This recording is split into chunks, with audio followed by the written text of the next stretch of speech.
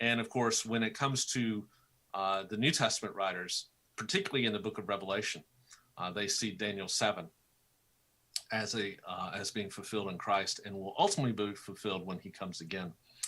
So that's a great text to look at, and you'll find numerous cross references there for Daniel 7.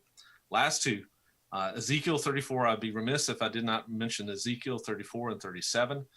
Both of those texts look forward to a shepherd who would come and shepherd the people of Israel. What had happened?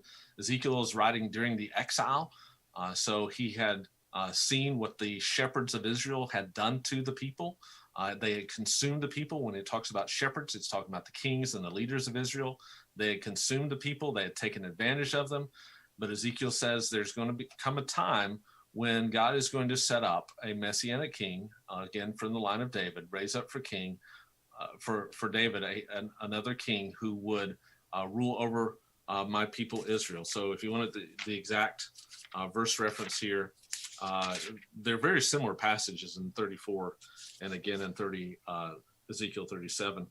But starting in verse 20, really the whole chapter here is talking about the bad shepherds.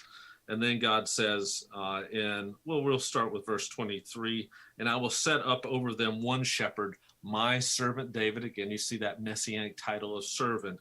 And he shall feed them and be their shepherd. And I, the Lord, will be their God. And my servant David will be prince among them. I, the Lord, have spoken. And then if you turn over to Ezekiel 37, you see something very similar, where if you look at verse 24, my servant David shall be king over them, and they shall have one shepherd. So in both of these texts, the hope of Israel is tied to one who would actually lead the people rightly and shepherd them rightly. And of course, in John 10, when Jesus is teaching, he talks about the parable of the good shepherd. He says, I am the good shepherd. And the good shepherd that Jesus is talking about is this shepherd. By extension, by the way, he's saying to the scribes and Pharisees he's talking to, that y'all are the bad shepherds. And then he also is saying ultimately what kind of good shepherd he is. He's the good shepherd who will lay down his life for his sheep. And so what Jesus is doing there is actually combining Ezekiel 34 and Isaiah 53, the song of the suffering servant. He's that good shepherd of Ezekiel 34 that God's going to set up to actually shepherd his people rightly. But the way he's going to do it is by ultimately by laying down his life for his sheep. And then finally, last one. So this is one you could do on Christmas Day if you wanted to. Zechariah 3. By the way, you could also look at Zechariah 9, which is the text that speaks of Jesus's speaks of a king coming into Jerusalem, humble and mounted on a donkey, even a foal of a donkey. But as Zechariah 3, Zechariah is post-exilic, so he's writing after the exile.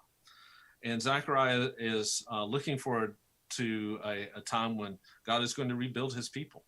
And this is what he says in verse 8. This is, by the way, it's a beautiful picture because Joshua, the high priest, has these dirty clothes on and is standing before the Lord, and he has the clothes replaced. So he's representing the entire people, and they have sinned and have our need of restoration, and God unilaterally cleanses